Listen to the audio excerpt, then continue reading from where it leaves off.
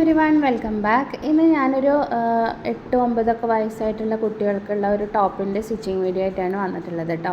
ഒരു 3 ടോപ്പ് ഈ കുട്ടിക്ക് തന്നെ തയ്ക്കാനുണ്ട്. അപ്പോൾ അതിൽ ആദ്യത്തെ ടോപ്പാണ് കേട്ടോ ഇത്.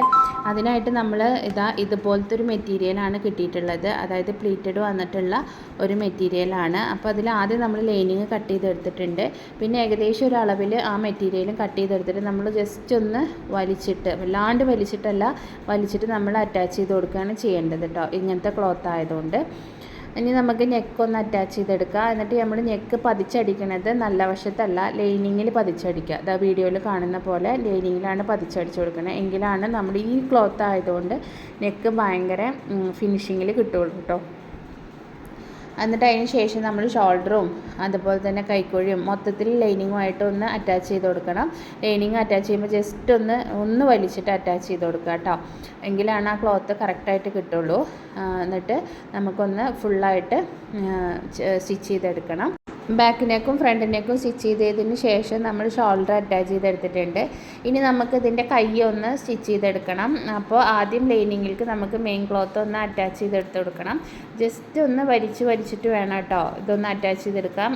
എന്നാൽ വല്ലാതെ പ്രസ് ചെയ്ത് വലിക്കാൻ വേണ്ട, ഒരു ചെറിയ ഒരു ഇതിൽ.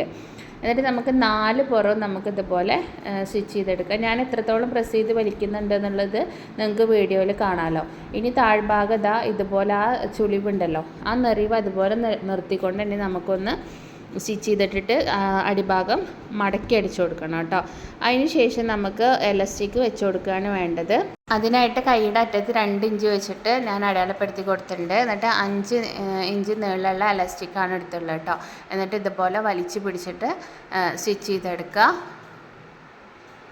നമുക്ക് കൈയുടെ ലുക്ക് നോക്കാം, കണ്ട ഒന്നും കൂടിയും ഭംഗിയായിട്ട് കൈ കിട്ടിയിട്ടുണ്ട് കേട്ടോ.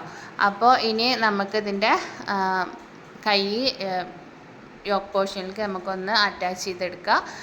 ഡബിൾ സ്റ്റിച്ച് ചെയ്തിട്ട് എടുക്കുക കേട്ടോ. എങ്കിലാണ് അതിനുശേഷം നമ്മൾ ഓവർലോക്കും ചെയ്ത് കൊടുക്കുകയാണെങ്കിൽ നല്ല പെർഫെക്റ്റായിട്ട് നിൽക്കും. സ്റ്റിച്ചിങ് പൊട്ടിപ്പോരാ, വിട്ടുപോവുക, അങ്ങനെയുള്ള പ്രശ്നങ്ങളൊന്നും ഉണ്ടാവില്ല കേട്ടോ. കൈ നമ്മൾ അറ്റാച്ച് ചെയ്തെടുത്തിട്ടുണ്ട്. ഇനി നമുക്കിതിൻ്റെ സ്കേർട്ട് പോർഷന് ലൈനിങ്ങിലേക്ക് അറ്റാച്ച് ചെയ്ത് കൊടുക്കുക. ലൈനിങ്ങിന് അളവിൽ തന്നെ നമ്മൾ നെറിവിട്ടിട്ടും ഒക്കെ ഒരു ഇതിൽ അടിച്ചെടുത്തതിന് ശേഷം നമ്മൾ യോക്ക് പാർട്ടിലേക്ക് ഇത് അറ്റാച്ച് ചെയ്ത് കൊടുക്കുകയാണ്. കുഞ്ഞു പ്ലേറ്റ് ഇട്ടിട്ടാണ് സ്റ്റിച്ച് ചെയ്തെടുക്കണത് കേട്ടോ. അപ്പം എൻ്റെ വീഡിയോ ആദ്യമായിട്ട് കാണുന്ന കൂട്ടുകാരുണ്ടെങ്കിൽ എൻ്റെ ചാനലൊന്ന് സബ്സ്ക്രൈബ് ചെയ്യണേ. നിങ്ങൾക്ക് വീഡിയോസ് ഇഷ്ടപ്പെടുകയാണെങ്കിൽ ലൈക്ക് ചെയ്യാനും അഭിപ്രായങ്ങളും നിർദ്ദേശങ്ങളൊക്കെ കമൻറ്റായിട്ട് രേഖപ്പെടുത്താനും മറക്കരുത്.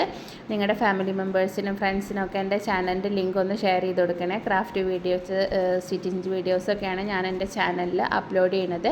അപ്പോൾ അതൊക്കെ ഇഷ്ടപ്പെടുന്ന കൂട്ടുകാരുണ്ടെങ്കിൽ ഒന്ന് ഷെയർ ചെയ്ത് കൊടുക്കാനും മറക്കരുത്.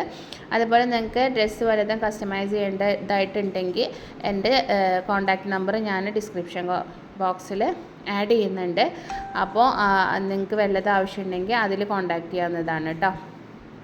ഇനി നമ്മളിതാ നെറിവ് ഇട്ടിട്ട് യോക്കിലേക്ക് നമ്മുടെ സ്കേർട്ട് പോർഷൻ അറ്റാച്ച് ചെയ്തെടുത്തിട്ടുണ്ട്.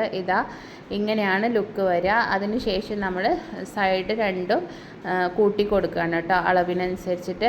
അപ്പോൾ കൂട്ടി കൊടുക്കുമ്പോൾ നമ്മൾ യോക്കിൻ്റെ ആ നെറിവ് സ്റ്റിച്ച് ചെയ്തില്ലേ അതുവരെ കൊണ്ടുവന്നതിന് ശേഷം നമ്മൾ ലൈനിങ്ങും മെയിൻ ക്ലോത്തും സെപ്പറേറ്റ് ആയിട്ടാണ് കൂട്ടിയെടുക്കുന്നത് കേട്ടോ. എങ്കിലാണ് ഡ്രസ്സ് ഒരു വൃത്തിയിൽ നിൽക്കുള്ളൂ.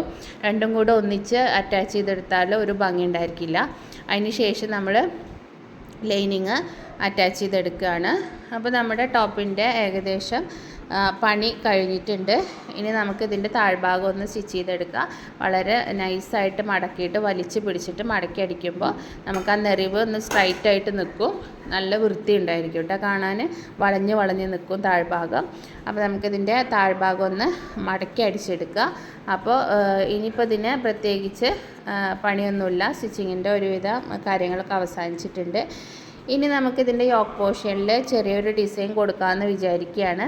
അതിനായിട്ട് ഞാൻ ഇതുപോലെ പഞ്ച് ചെയ്യണ പേളുണ്ടല്ലോ, അതെടുത്തിട്ട് റെഡ് കളറ് ആ ഡ്രസ്സിലുള്ള ആ കളറിനെ ബീഡ് എടുത്തിട്ട് നമ്മളിതിൻ്റെ യോക്ക് പോർഷനിലും നെക്കിലൊക്കെ ഒന്ന് ജസ്റ്റ് പഞ്ച് ചെയ്ത് കൊടുക്കുകയാണ് കേട്ടോ. ഒരു 2 ഇഞ്ചൊക്കെ ഗ്യാപ്പ് ഇട്ടിട്ടാണ് ബീഡുകൾ പഞ്ച് ചെയ്തെടുക്കുന്നത്. നമുക്കിതിൻ്റെ ഫൈനൽ ലുക്ക് എങ്ങനെയുണ്ടെന്ന് നോക്കാം. അപ്പോൾ നിങ്ങൾക്ക് ഇഷ്ടപ്പെട്ടിട്ടുണ്ടെങ്കിൽ സപ്പോർട്ട് ചെയ്യാൻ മറക്കരുത് കേട്ടോ.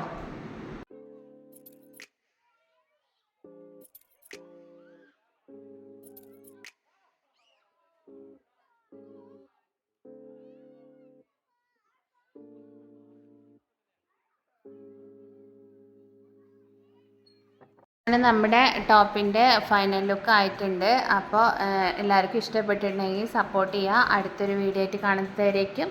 Thank you. ബൈ.